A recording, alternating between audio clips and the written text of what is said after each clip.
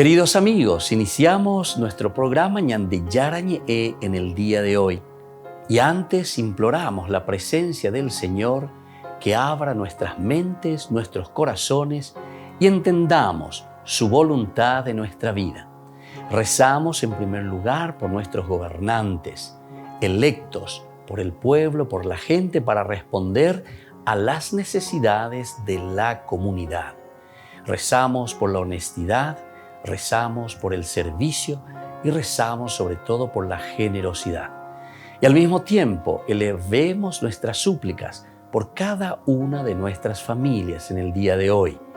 Que el Señor Jesús bendiga nuestros hogares, a papá, a mamá, a los hijos. Y por último rezamos también por todos los agentes de pastoral que están al frente de evangelizar y hacer llegar la palabra de Dios en la construcción del reino de Dios. Iniciamos de esta manera en el día de hoy nuestro programa Ñande Yarañe. Este programa cuenta con el apoyo de la Fundación Santa Librada.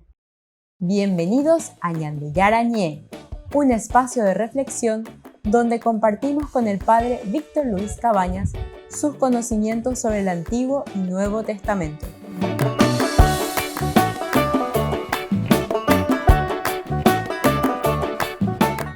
Comercial San Cayetano patrocina este espacio de evangelización.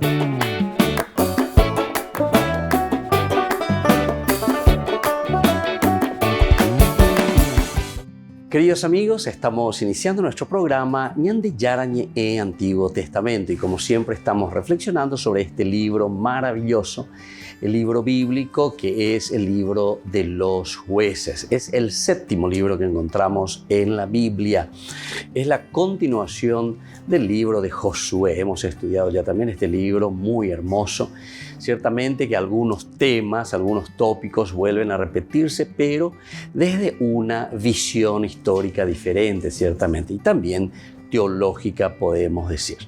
Nosotros estamos estudiando ya los capítulos 4 y 5 y ahora de una manera especial nos estamos deteniendo hoy en este curso bíblico del día de hoy en el capítulo 5, que hemos visto ya otros detalles. Si ustedes quieren seguir profundizando, pueden ir a YouTube, Ñande Yarañe Antiguo Testamento, los últimos cursos que ya hemos tratado, hemos estudiado los primeros capítulos de este libro tan bueno, tan lindo, tan interesante, tan atrayente. Ahora nosotros queremos continuar con uno de los temas que ya habíamos reflexionado, que son sobre las remisiones explícitas que nosotros encontramos. Hay dos observaciones que tenemos que tener en consideración. En primer lugar, lo que es relativo a la fuerza presente. Es decir, en este poema, porque el capítulo 5, recuerden que repite prácticamente lo que encontramos de la historia narrada en el capítulo 4, pero en forma de prosa, y el capítulo 5 en forma de poema. Sobre todo los versículos 13b al 15 concede una mayor amplitud a los que han participado en este combate. Entonces estamos haciendo casi como una comparación, por eso algunos elementos, remisiones explícitas decíamos, es decir, algunos tópicos, algunos temas que vuelven a repetirse, que encontramos tanto en el capítulo 4 como en el capítulo 5, pero con ciertas diferencias, porque aquí en el capítulo 5, en el poema, se refiere a una amplitud mucho mayor, decíamos, a las fuerzas presentes. En el poema, por ejemplo, ya no se nombra dos tribus, por ejemplo, que son las tribus de Judá, por una parte, las del norte, y la de Simeón. Estas dos tribus no se nombran. Sin embargo, aparecen de forma explícita las tribus de Efraín, las tribus de Benjamín, Maquir, Zabulón e Isaacar. Y luego tenemos también, en el momento en que hace un reproche, se le hace reproche a la tribu de Rubén, Galaad, Dan, Asher, Zabulón y Neftalí. Y estas dos, como ya hemos dicho, son excluidas directamente. Esto nos hacía pensar, y nosotros ya hemos hablado ya de Saponama y Necuri, que posiblemente se está refiriendo entonces esta reflexión y estos escritos al tiempo en que estaba Roboam y Jeroboam, es decir, en el 931.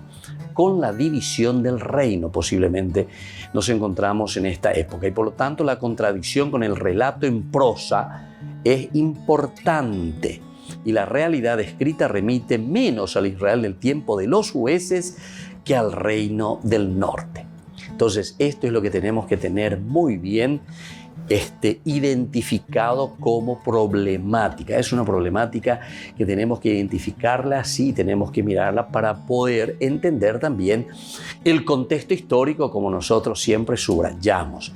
No pensemos que la Biblia es un libro de magia o un libro, no sé, de cosas que vienen del cielo o de otro planeta, sino que aquí es la razón humana, es decir, el hombre que tiene dentro de sí ya todo lo esencial y lo fundamental del regalo y del don de Dios dentro de su propio ser.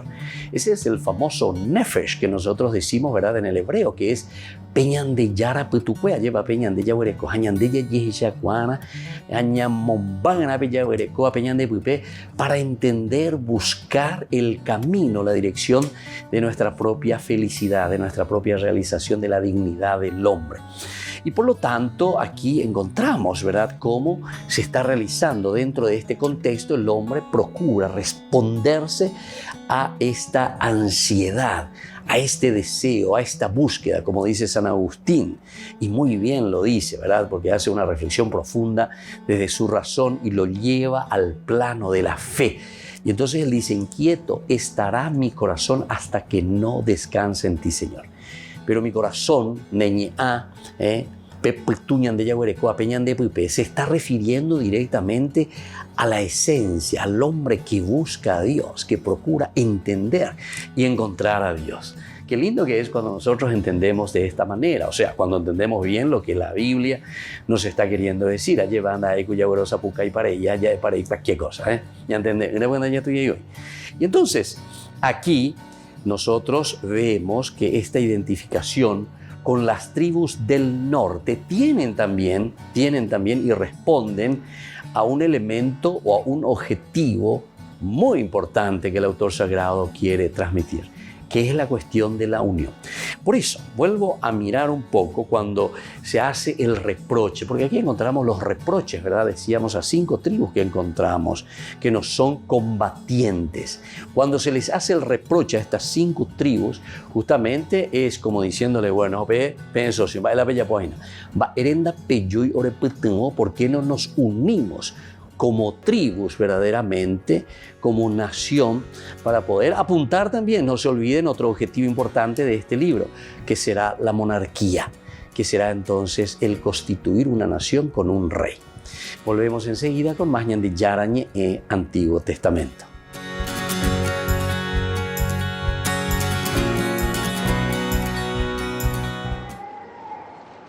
Normalmente, al terminar cada audiencia general de los miércoles, el Papa suele hacer esto. Baja las escaleras y saluda a algunos peregrinos uno por uno. Entre ellos hay recién casados, enfermos u otros. En esta ocasión, sin embargo, Francisco dijo que no iba a hacerlo. Serían los peregrinos los que se deberían acercar a él. El problema lo explicó él mismo.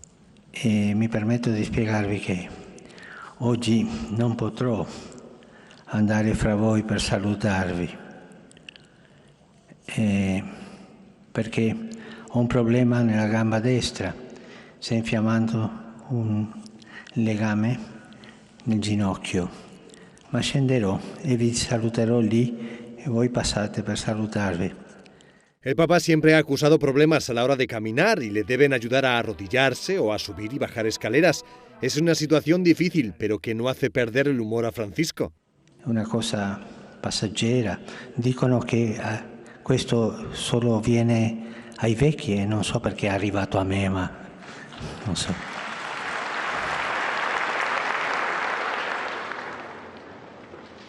Al terminar la audiencia se vio cómo la rodilla le causaba problemas. De hecho, durante el rezo del Padre Nuestro le costaba estar de pie, aunque eso no impidió que faltase a su cita de saludar a los peregrinos para manifestar su cercanía. Al terminar la audiencia general, el Papa pidió rezar para que no se llegue a la guerra en Ucrania.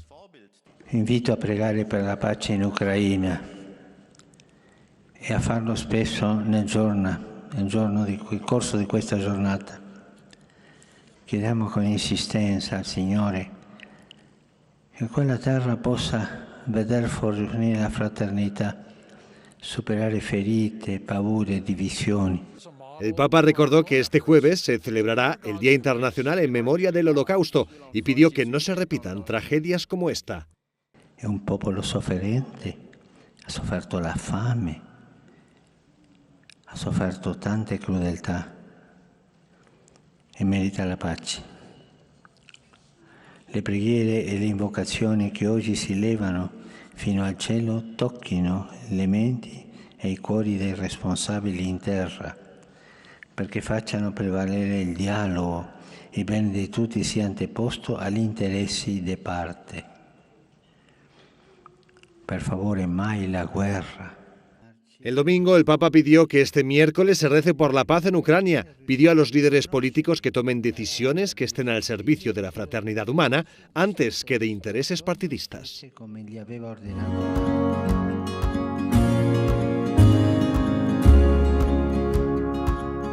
Niños, niños, les invito a participar de nuestra catequesis de todos los días, Aprendiendo con Jesús. Desde las 18 horas nos encontramos por YouTube. No se olviden, queridos niños, que Jesús a través de su palabra nos enseña tantas cosas lindas. Y ustedes no se olviden de suscribirse y de activar la campanita. Nos vemos allí, queridos niños, Aprendiendo con Jesús.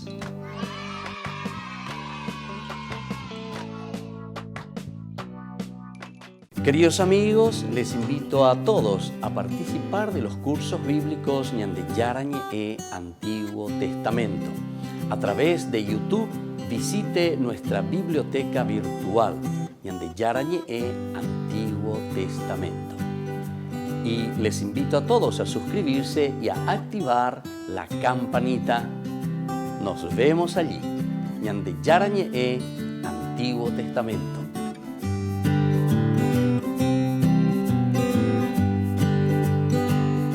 Queridos amigos de Ñande Yarañe, les informamos que la misa diaria cambia a las 6 de la mañana. Todos están invitados a participar a través de los medios de comunicación. Les invito a participar de nuestro programa Jóvenes para los Jóvenes en Familia. Nos encontramos todos los domingos a las 15 horas por YouTube. Allí participamos y encontramos a jóvenes venidos de distintas latitudes de nuestro país con sus ideales, con sus proyectos, con sus actividades, con sus esperanzas y principalmente con sus testimonios de vida. Les invito a acompañarnos todos los domingos por YouTube, Jóvenes para los Jóvenes en Familia.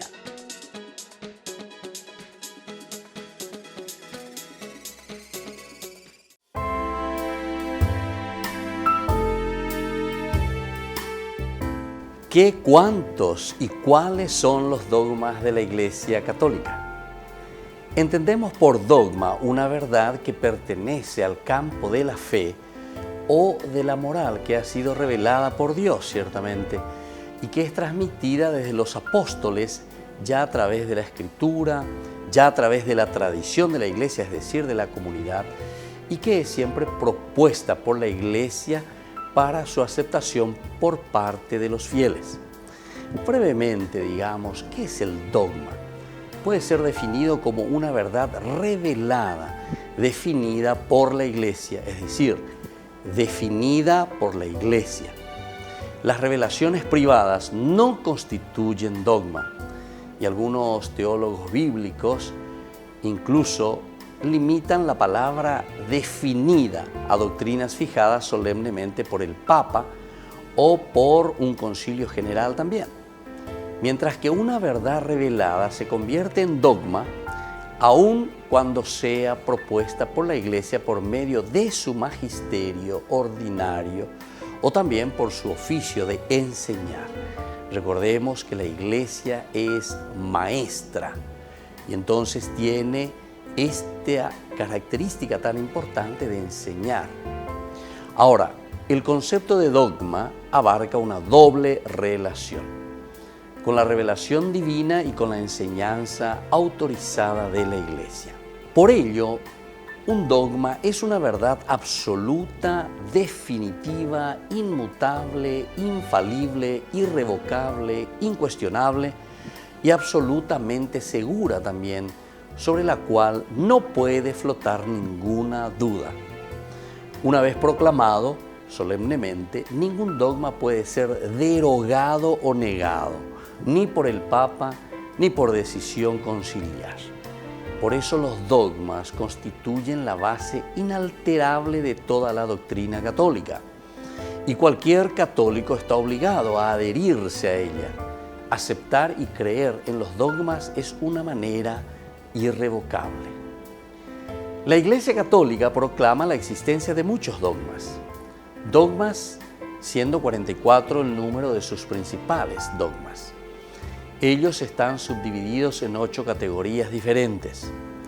Los dogmas sobre Dios, los dogmas sobre Jesucristo, los dogmas sobre la creación del mundo, los dogmas sobre el ser humano, los dogmas marianos, los dogmas sobre el Papa y la Iglesia, los dogmas sobre los sacramentos y los dogmas sobre las últimas cosas.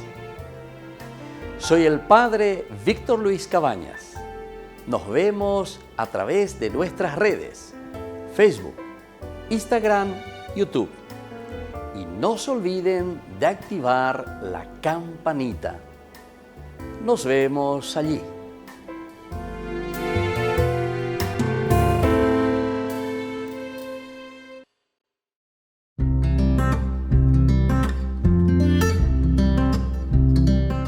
Siempre que se comienzan a hablar de virtudes teologales, quizás algunas personas se disponen a aguantar un discurso hecho de prescripciones, un sermón que perciben como alejados de los propios intereses. Las virtudes teologales parecen estar reservadas a pocos, mientras que la mayoría no tienen ocasión de practicar ni de conocer a fondo, sobre todo si se está ocupada en los asuntos de este mundo. Algo teórico, pues, para la mayor parte de los comunes mortales que toca muy poco el propio interés y la propia vida. Y no debería ser así, porque la vida de fe, esperanza y caridad debería ser para nosotros el hábito y tendría que ser la atmósfera en que se respira el cristianismo, sin pena de asfixiarse o ahogarse con ese smog materialista de un mundo en que vivimos. Las virtudes teologales nosotros sabemos que son 13: fe, esperanza y caridad. Ellas fueron infundidas por Dios en nuestra alma el día de nuestro propio bautismo, pero como semilla que había que hacer crecer en nuestro esfuerzo a través de la oración y a través del sacrificio. Veamos las características de las virtudes teologales. Son dones de Dios, no conquista ni fruto del hombre. No obstante, requiere nuestra colaboración libre y consciente para que se perfeccione y crezca. Tampoco son virtudes teóricas, sino que es un modo de ser y de vivir. Van siempre juntas las 3 virtudes teologales. En el amor de Dios se crece cada día practicándolo y abnegándose. En el amor se camina, se crece con la gracia de Dios. Y este amor se demuestra también cumpliendo la voluntad de Dios, observando sus mandamientos, poniendo atención a la inspiración del Espíritu Santo, siendo fieles a los deberes del propio estado de vida. El que tiene verdadera caridad es un apóstol entre sus hermanos y es capaz de superar todo temor y todo respeto humano. Soy el Padre Víctor Luis Cabañas. Pueden encontrarnos en Facebook, Instagram, YouTube. Nos vemos allí.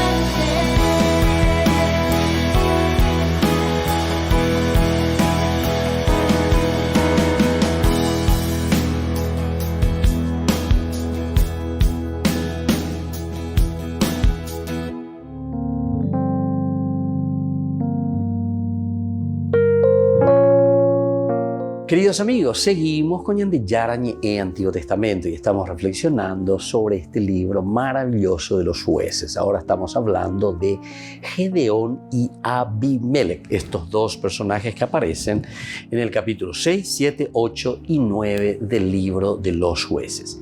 Con la historia de Gedeón hacemos una breve presentación, entramos en el primer y verdadero ciclo narrativo, es decir, Coabe y Yuhuta, algo que tiene Ipuja Iñacá, ¿verdad? Ipuja Iñacá. Los otros son más bien narraciones fantasiosas, pero muy breves.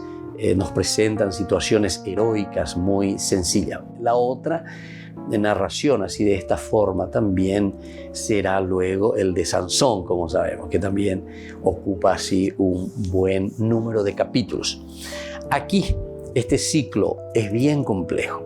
El ciclo de Gedeón, ya que hace intervenir a 3 héroes dentro de estos 4 capítulos. Gedeón, identificado desde el capítulo 6, versículo 32. Vamos a ver lo que nos dice entonces aquí. Joás respondió a los que estaban delante de la casa: a ustedes les corresponde defender, al Baal son ustedes, etc. Si Baal es Dios, que se defienda solo, etc. Ya que Gedeón derribó su altar. Aquí aparece: el que pretende defenderlo morirá antes del amanecer. Por eso, a partir de ese momento, Gedeón se llamó Yerubbaal, porque decían que Baal se defienda de él, ya que él derribó su altar. Entonces Gedeón, desde ese momento, que se llama Yerubbaal, ya que derribó el altar de Baal. Bueno, todas estas cositas nos vienen a hacer pensar ya enseguida todo un aspecto teológico, derribar los altares de Baal. Entonces ya nos damos cuenta hacia dónde está apuntando, ¿verdad?, la teología que nos quiere transmitir el autor sagrado. En nuestro estudio anterior habíamos dicho, tratando de los temas generales de lo que nos presenta el libro de los jueces, uno de los problemas es la cuestión de la idolatría siempre, la cuestión de la idolatría. La contaminación en ese momento del pueblo con los otros pueblos, que para ellos son pueblos idólatras, es decir, que no le tienen a Yahvé como su propio Dios. Cada uno tenía su propio Dios. Y entonces, cuando comienzan las mezclas, sobre todo en los matrimonios, en las relaciones, como siempre, ¿verdad? Como siempre también hoy, nosotros lo mismo. A través de los medios de comunicación, a través de parentesco, a través de amigos, a través de matrimonios, entonces uno va viendo, encuentra otra propuesta, que no es la propuesta, en este caso, la propuesta bíblica, la propuesta de Dios, y entonces, ciertamente que el autor sagrado, buscando la unidad, porque ellos culpan directamente el hecho del exilio. Estamos con la narración deuteronomista. Ellos, con esta catástrofe que sufrieron, el hecho de ser expulsado de su país, haber perdido la tierra, haber perdido la propia identidad como nación y encontrarse lejos de su patria en el exilio, les hace pensar. En ese momento, y le culpan directamente y le ponen, ¿verdad?, a la disgregación del pueblo. Es decir, nañaño entendé, ñandé, nañañe ebey o yupe, y ese fue el problema principal. Pero ahora decimos, ¿y por qué no fuimos capaces de dialogar, de hablarnos, de entendernos? Y justamente porque cada uno se iba detrás de su Dios, es decir, cada uno buscaba su propio interés. Y así cada uno fue creando su propia iglesia, su propia realidad religiosa, su propio Dios. Y ese es entonces el verdadero Baal, ese es el verdadero camino que nos lleva a la idolatría. Entonces, esto tenemos que entender muy bien, ¿verdad? Porque nosotros hoy en día, muy fácilmente y muy superficialmente, pensamos que la idolatría es porque uno tiene, no sé, un cuadro, porque uno tiene una estatua de un santo, etc. Vea, para muchos ese es la idolatría. Anda de idolatría. Idolatría, alguna vez vos ni le decís, ¿verdad? Pero es señor dinero, dejó detrás de eso. Señor placer, señor sexualidad, señor desinterés por el prójimo. Señor, descanso, Señor, vacaciones, Señor, ¿qué cosa? Que te desvían verdaderamente de una preocupación hacia los demás. En realidad es eso. Vea con la idolatría, vea la verdadera idolatría. Entonces, quedarte en tu poltrona, quedarte ahí tranquilo, que no me moleste mosquito, ya es ahí, señal de ya por la ñan de ya posee. Entonces, mucha atención, ¿verdad? Porque al final de cuentas, el autor sagrado está buscando y está diciendo qué es lo que nos llevó a disgregarnos. Y uno se disgrega cuando vos no me interesás. Vos que estás ahí, no me interesa lo que vos haces y cómo vivís y qué es lo que estás haciendo. No me interesa si tenés necesidad, no me interesa si te estoy explotando, etcétera, etcétera. ¿Me entendés? Y dice, aquí está la idolatría. Esto es lo que nos llevó a separarnos y por culpa de esa separación, insensibilidad de comunidad, entonces nos llevó al exilio. Volvemos enseguida con más ñan de Yarañe Antiguo Testamento.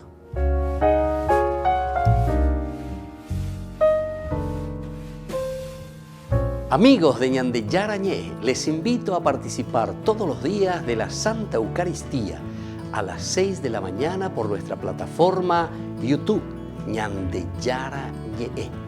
Vamos a escuchar la palabra de Dios y fortalecernos con el mensaje de amor del Señor.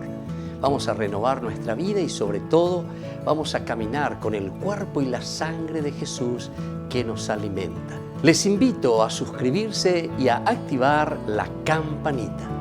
ñan de Yarañé YouTube.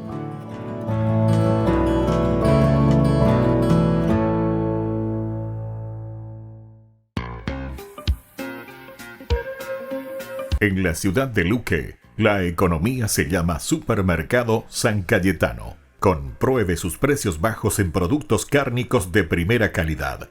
Panificados, verduras, vegetales, frutas, artículos de bazar, ferretería, ropería. Supermercado San Cayetano, Humaitá 168, Casi Capitán Vado, Ciudad de Luque.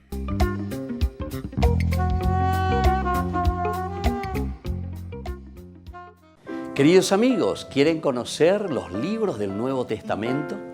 Les invito a través de nuestra biblioteca digital por YouTube, ñan de Yarañé Nuevo Testamento. Ya hemos desarrollado los libros de San Marcos, San Mateo y ahora estamos comenzando el libro de San Lucas. Les invito a suscribirse y a activar la campanita. Nos vemos allí.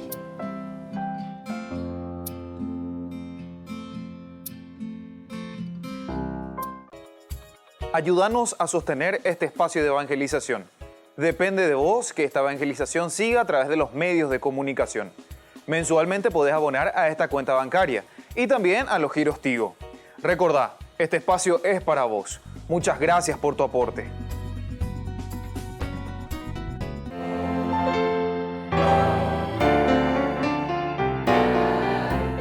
Los dogmas marianos.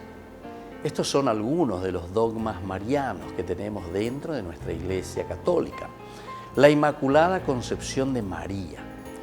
La Santísima Virgen María, en el primer instante de su concepción, fue por singular gracia y privilegio de Dios omnipotente en previsión de los méritos de Cristo Jesús, Salvador del género humano, preservada inmune de toda mancha de culpa original.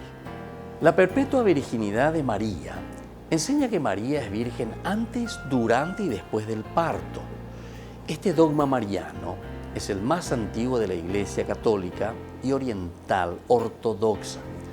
Afirma que la real y perpetua virginidad en la Virgen María se da desde el acto de dar a luz a su propio Hijo, al Hijo de Dios, hecho hombre.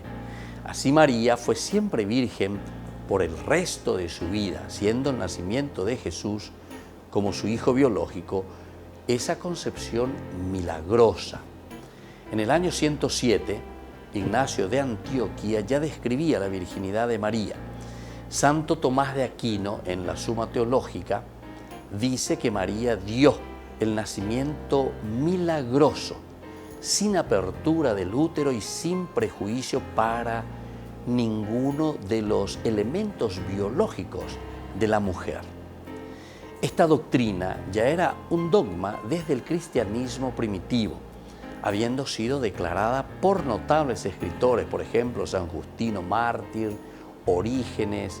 El Papa Pablo IV lo reafirmó en su documento Cum Corundam del 7 de agosto del 1555 en el Concilio de Trento. María, Madre de Dios. El símbolo apostólico, el credo, muestra la base en el artículo nació de María Virgen. El Concilio de Éfeso en el 431 proclamó con San Cirilo en contra de Nestorio: si alguno dice no confesare que Emmanuel es verdaderamente Dios y que por lo tanto la Santísima Virgen es Madre de Dios, la Theotokos, porque parió según la carne al Logos de Dios, hecho carne, sea anatema. Lo encontramos también en Juan capítulo 2:1, en Lucas 1:43, en Gálatas 4:4, San Ignacio de Antioquía, Ireneo, Orígenes, Eusebio de Cesarea, Orígenes, Atanasio, Epifanio, los Capadocios, entre otros, que ya usaban este término. La Asunción de María. La Virgen María fue asunta a los cielos inmediatamente después que acabó su vida terrestre. Su cuerpo no sufrió ninguna corrupción, como sucederá con todos los hombres, que resucitarán al final de los tiempos, pasando por la descomposición. Soy el Padre Víctor Luis Cabañas. Nos vemos a través de nuestras redes, Facebook, Instagram, YouTube. Y no se olviden de activar la campanita. Nos vemos allí.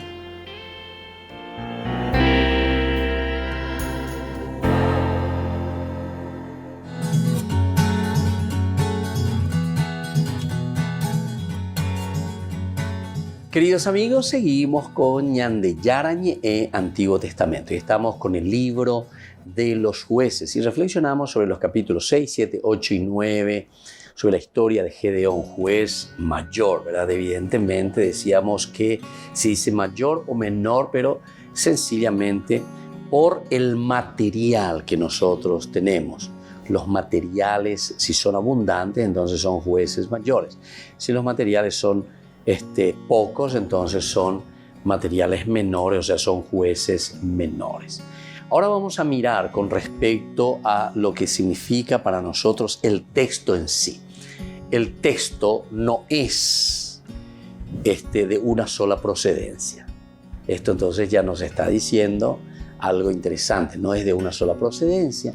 Nosotros aquí estamos teniendo entonces textos independientes que vienen de diversos lugares, o lo que nosotros le llamamos dentro de los estudios bíblicos de diversas escuelas, de diversas teologías, de diversos grupos, ¿verdad? Grupos eclesiales que pensaban, pero también no solamente que en ese mismo momento estaban existiendo estos grupos, porque sabemos que la Biblia se va escribiendo a lo largo de siglos, a lo largo de muchos años. Entonces, de repente, en un tiempo en que hay un cierto estilo de pensamiento, de mirar, de repensar, de religarse a lo existencial y fundamental con la vida, como nosotros ahora también tenemos nuestra manera propia, ¿verdad?, de pensar, de reflexionar, de religarnos con Dios. Así también en tiempos antiguos tenían otra manera, otra forma de religarse con Dios, pero buscando siempre lo esencial y lo fundamental, que es esa religión, es decir, entender quiénes somos nosotros. Y la Biblia quiere responder principalmente y esencialmente a esa pregunta: ¿quién es el hombre? ¿Quiénes somos nosotros? Y así también lo tendremos. De aquí más adelante siempre iremos viendo. Pero aquí vemos que hay textos de diferentes procedencias, muchos textos diversos. Y por lo tanto hay también una fusión muy interesante, ¿verdad? Porque lo que encontramos aquí ya es el resultado de una fusión de estas diversas tradiciones muy hábilmente unificadas en la redacción. Ahora, nosotros tenemos que partir entonces ya de este principio, es decir, que hay una fusión de tradiciones, hay una fusión de teologías. Dentro de los estudios bíblicos se habla de un redactor final. Es decir, ¿qué significa un redactor final? El redactor final es el que tiene frente a sí mismo, tiene muchas tradiciones, muchos escritos, y lo que está haciendo es fusionando, uniendo, entendiendo, reelaborando. Es una reelaboración entonces de estos materiales. De una o de otra manera se está colocando uno al lado de otro, para hacer entonces que surjan mejor los elementos dispares que integra el servicio de una oposición estructuralmente entre lo que es aquí el tema, ¿verdad?, que estamos reflexionando de estos materiales diversos que tenemos y hacer una fusión de lo que significa ser rey y lo que significa ser juez y rey. Pero estamos queriendo dar también ese salto, no nos olvidemos de todo lo que es el juez, de todo lo que son los jueces, el libro de los jueces, que estamos pasando hacia la monarquía, hacia el rey. Para llevarlo a cabo, distinguimos dos conjuntos en este ciclo, que forman un díptico, que es el juez Gedeón y el rey Abimelech. Juez Gedeón y el rey Abimelech. Muy bien elaborado entonces, muy bien trabajado, porque queremos poder dar este paso. Ñandeya Shakasehina lleva, o sea, el autor sagrado tiene esa preocupación. Aquí le tenemos a Gedeón y Yerubbaal, ¿verdad?, que es un juez, este juez que está viviendo, este juez que está aquí presente, pero que ahora está apuntando ya toda esa historia, todo el caminar del pueblo, esta relación está apuntando entonces hacia el rey. Ahora tenemos que ser rey. Abimelech. Entonces ahora llegaremos, y esto lo vamos a encontrar en el capítulo 6. Vamos a ir a estudiar el capítulo 9, que es Abimelech, y Yerubbaal, o sea, Gedeón, lo vamos a encontrar antes en los capítulos desde el 6 en adelante hasta el 8 principalmente. Vamos a entrar entonces en este estudio ahora de lo que corresponde al juez Gedeón. Primero ir mirando las características, ir mirando todo lo que va sucediendo con Gedeón, primero cómo se presenta en este estudio, cómo se presenta, mejor dicho, no solamente desde el estudio, porque el estudio lo que hace es una lectura profunda, va buscando todos los elementos que se van trasluciendo.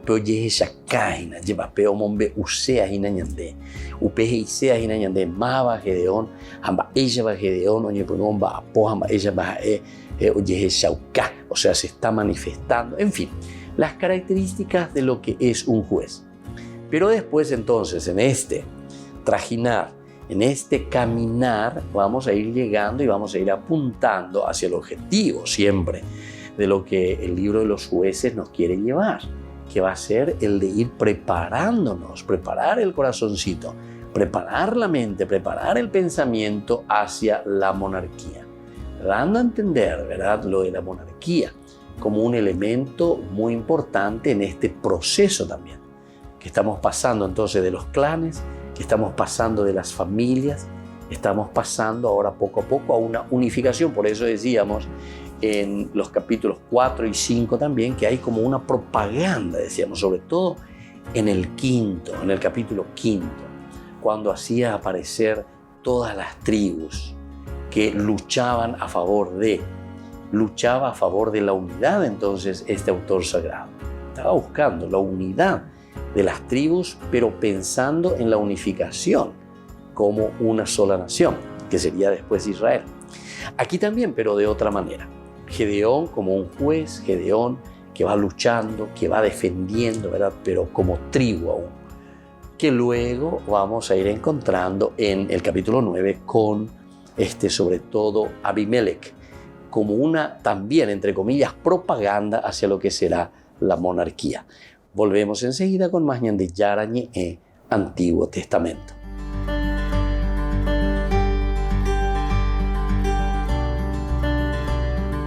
Les invito a participar de nuestro programa Jóvenes para los Jóvenes en Familia. Nos encontramos todos los domingos a las 15 horas por YouTube. Allí participamos y encontramos a jóvenes venidos de distintas latitudes de nuestro país con sus ideales, con sus proyectos, con sus actividades, con sus esperanzas y principalmente con sus testimonios de vida. Les invito a acompañarnos todos los domingos por YouTube, Jóvenes para los Jóvenes en Familia.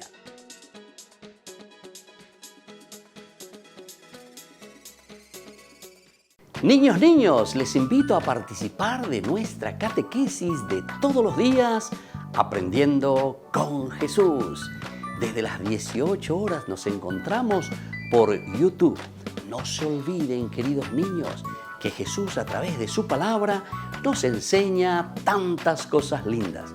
Y ustedes no se olviden de suscribirse y de activar la campanita.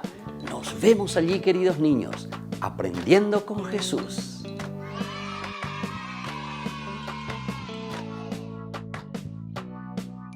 Queridos amigos de Ñande Yarañe, les informamos que la misa diaria cambia a las 6 de la mañana. Todos están invitados a participar a través de los medios de comunicación. Queridos amigos, les invito a todos a participar de los cursos bíblicos Ñande Yarañe Antiguo Testamento. A través de YouTube, visite nuestra biblioteca virtual Ñande Yarañe Antiguo Testamento. Y les invito a todos a suscribirse y a activar la campanita. Nos vemos allí, Ñande Yarañe Antiguo Testamento.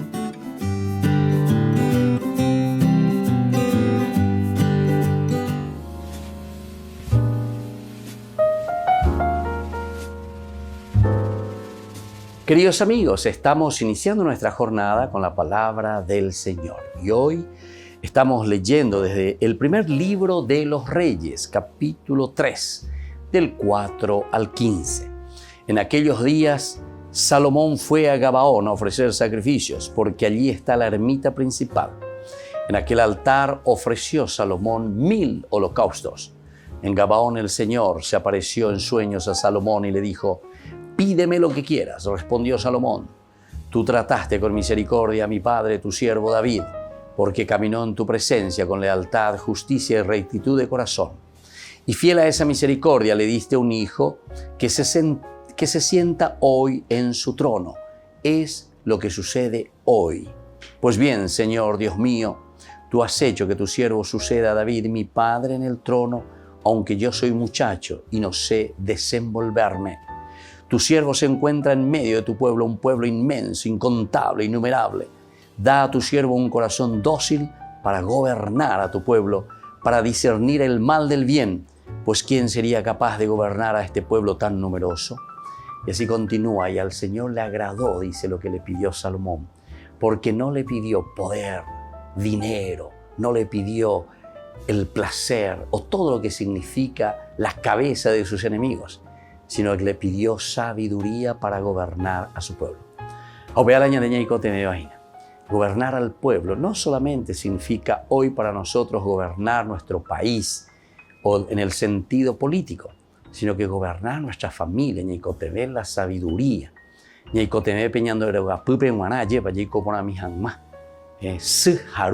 Que son los primeros responsables en acompañar la educación, gobernar la familia, gobernar a los hijos, dar cosas positivas entonces a nuestra sociedad. Pero al mismo tiempo también aprovechemos y pensemos que así como Salomón se considera al frente de un pueblo,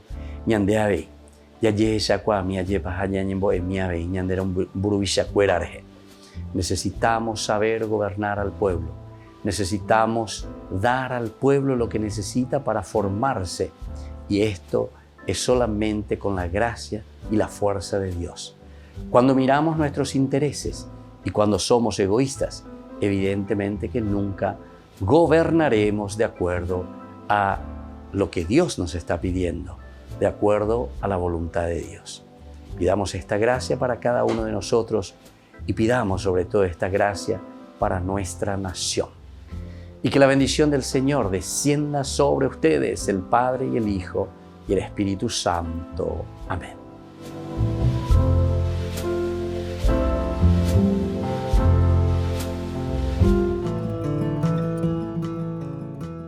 Biografía del siervo de Dios, Padre Julio César Duarte Ortellado, hijo de don Simón Duarte Jiménez y doña Juana Bautista Ortellado Espínola. Nace en Caazapá el 12 de abril de 1906 a las 3 de la tarde, un jueves santo. Julio César fue bautizado por el presbítero Guillermo Díaz el 10 de agosto de 1906 en la parroquia iglesia de San Pablo de Caazapá. Creció en una ciudad que era centro de las actividades evangelizadoras de los padres franciscanos. Al crecer, Julio César asistía a la catequesis, reunía en su domicilio a los niños de su edad y en su patio utilizaba de púlpito un barril para repetir las homilías del domingo. A los 14 años ingresó al Seminario Conciliar de Asunción y en 1921 sale de Caazapá. A los 20 años, y con un telegrama del vicario general del arzobispado, Monseñor Dr. Hermenegildo Roa, dio permiso al padre Julio para concluir sus estudios en el Pontificio Colegio Pío Latinoamericano. En 1929 fue ordenado sacerdote por el Papa San Pío X, el día de Cristo Rey, y un día antes del cumpleaños de su padre don Simón. En una de las cartas a sus padres, rememoraba los días en los que, de chiquito, usaba el sobretodo de su papá para celebrar la misa y confesar. En la misma, daba gracias a Dios por haber llegado hasta su ordenación. Luego de una gira por Europa, regresó al Paraguay en uno de los cañoneros El Humaitá y había sido nombrado capellán de 2 embarcaciones importantes durante la Guerra del Chaco. Durante 1931 fue designado vicario cooperador de la parroquia de la Encarnación. El 7 de diciembre fue nombrado teniente cura de la iglesia metropolitana y capellán de la Casa del Buen Pastor. En 1932 fue nombrado teniente cura de Caazapá y sus excusadurías, cura párroco de Ubecuí y excusador de Cucuó, también de Buyapeú. Nombramientos recibidos por su obispo diocesano Dr. Agustín Rodríguez. Por último recibe el nombramiento de cura párroco de la parroquia de Villarrica. El amor y familiaridad, la Eucaristía era el tema preferido de sus enseñanzas y predicaciones. Se destacaba en su personalidad una pureza de vida, humildad y profunda caridad. Llevó una vida de austeridades voluntarias, de abnegaciones sin límites y de desprendimiento absoluto de todo lo material y terreno. El padre Julio impulsó la construcción del hospital de Ubecuí en 1936, resolvió adquirir una casa parroquial y luego construyó el Hogar San José.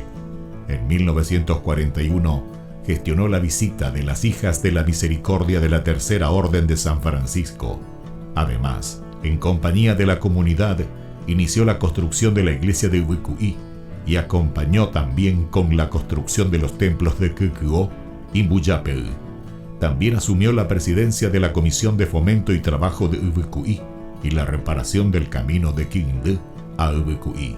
El 4 de julio de 1943, a los 37 años de edad, el padre Julio falleció debido a la enfermedad de tifus. Los restos del padre Julio fueron depositados en la iglesia de Ubecuí. En el 2020, el Monseñor Celestino Ocampo anunciaba la apertura canónica de la causa de beatificación del siervo de Dios Padre Julio César Duarte Ortellado. Una comisión estudiará los aspectos de la vida del siervo de Dios.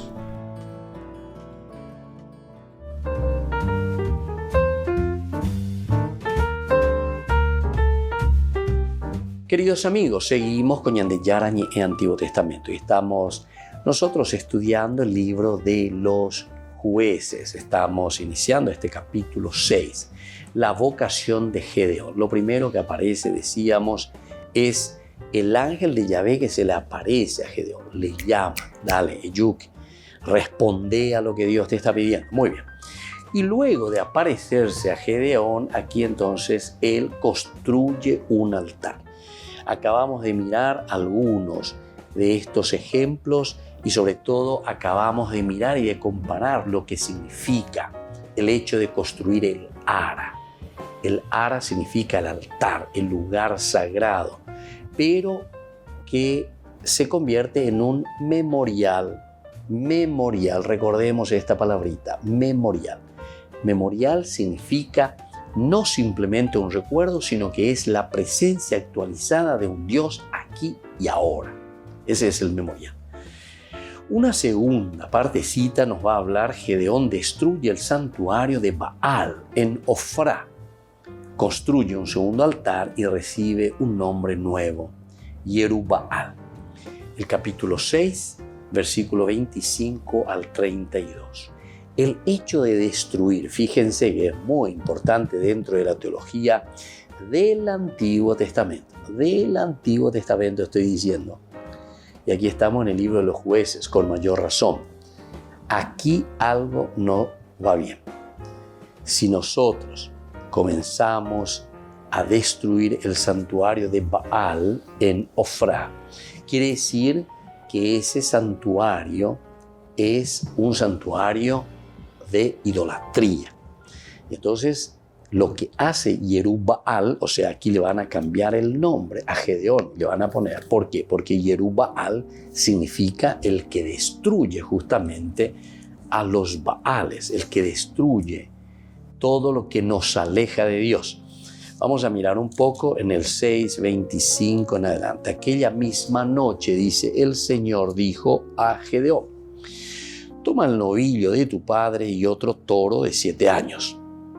Luego destruirás el altar de Baal que pertenece a tu padre y cortarás el poste sagrado que está junto a él.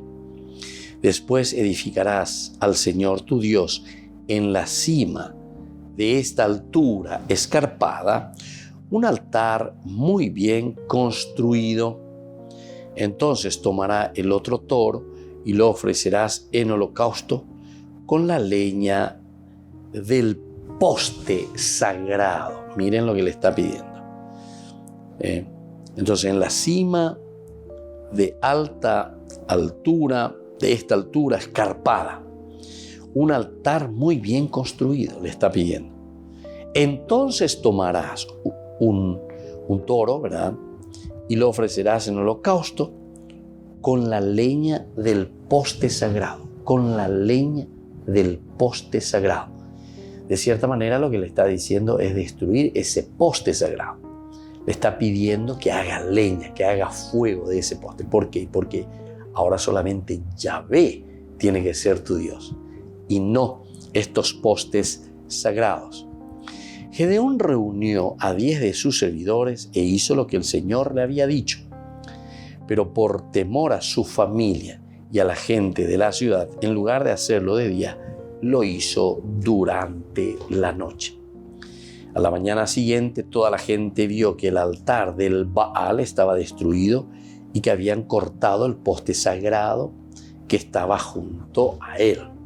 ¿Se dan cuenta? Entonces aquí responde, es una vocación. Gedeón va, destruye, pero ocríyenle. Entonces, una vez, ¿se dan cuenta? La pesa de el día siguiente temprano la gente se da cuenta. ¿Qué pasó aquí? ¿Qué hicieron con este poste sagrado que estaba junto a Baal, ¿verdad? El altar de Baal. Vieron también que un novillo había sido ofrecido en holocausto sobre el altar que acababa de ser edificado.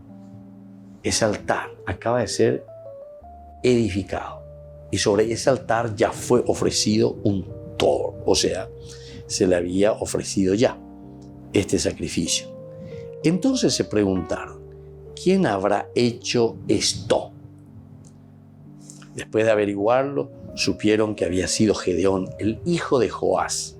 Enseguida dijeron a Joás: trae aquí a tu hijo. Él debe morir porque ha derribado el altar del Baal y ha cortado el poste sagrado que estaba junto a él. ¿Se dan cuenta? Entonces te va poniendo toda la situación. Entonces nosotros este es nuestro altar, este es el altar de Baal. Te está queriendo hablar entonces de una corrupción religiosa. Y no es la primera vez, ¿verdad?, que encontramos esto, y no es la primera vez que también vamos a encontrar aquí, sino que es un poco leitmotiv. Son ideas bien repetitivas, pero también de acuerdo, estos temas que van apareciendo, de acuerdo a situaciones, entre comillas, cronológicas diversas. Es decir, que esta es la preocupación y este es normalmente el problema que encontramos, ¿verdad?, cuando estamos leyendo y cuando estamos reflexionando en la Biblia. Esta es la gran preocupación. Entonces, por eso, Gedeón destruye el santuario en que nos estamos encontrando aquí. Y luego aquí él va a llamar, ¿verdad? ¿A quién va a llamar? Y va a llamar a esa comunidad, ¿verdad? A esa comunidad que tiene que luchar, que tiene que empeñarse. Yo le estoy llamando para que podamos, así como yo he destruido este altar, entonces nosotros también tenemos que destruir todos los altares y ahora nos vamos a comprometer. El ara, es decir, nuestro altar, pero el altar que se refiera a la unidad del pueblo, el altar que se refiera a la unidad de todos nosotros como comunidad. Y le vamos a ofrecer a nuestro único Dios, Yahvé. Y así nos despedimos por el día de hoy, queridos amigos. Volveremos próximamente. Es un tema muy lindo, muy interesante. Vamos a seguir reflexionando un poquitito más sobre Gedeón y Yerub-Baal, ¿verdad? Que cambia como su identidad. El que destruye a los altares o los altares de los Baales. El Padre y el Hijo y el Espíritu Santo. Amén. Hasta la próxima con más Ñande Yarañe e Antiguo Testamento.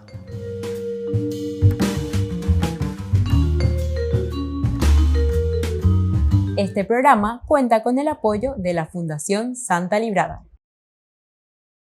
Con esto concluimos nuestro programa Ñande Yarañe con el Padre Víctor Luis Cabañas. Les invitamos a todos a seguirnos todos los días por los medios de comunicación y también en nuestras redes sociales, Facebook, Instagram, YouTube. Que Dios los bendiga y proteja.